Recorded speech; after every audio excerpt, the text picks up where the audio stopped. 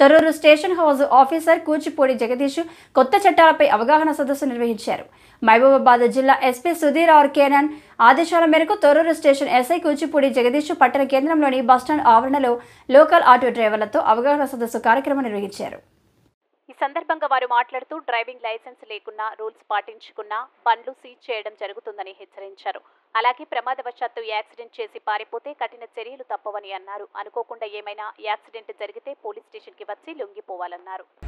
ప్రతి ఒక్క మండలంలో ప్రతి ఒక్క కాలేజీలో కానీ స్కూల్స్లో కానీ పబ్లిక్ ఎక్కడైతే గ్యాదర్ అయ్యే ప్లేస్లో అక్కడ ఉన్నది.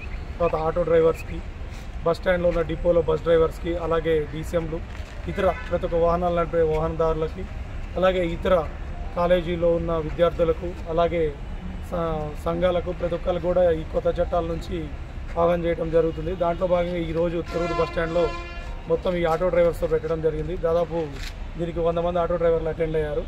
దీంట్లో భాగంగా వాళ్ళకి కొత్త చట్టాల గురించి క్షుణ్ణంగా చెప్పడం జరిగింది. అలాగే వాళ్ళను కూడా ట్రాఫిక్ రూల్స్ పాటించాలి, లేని పక్షంలో కొత్త చట్టాలు చాలా క్రిటికల్గా ఉన్నాయని చెప్పడం జరిగింది.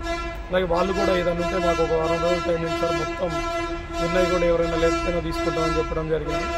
ఈ కొత్త చట్టాలు అమలైనాయి కాబట్టి ప్రతి ఒక్కరు కూడా దాన్ని గౌరవించాలి.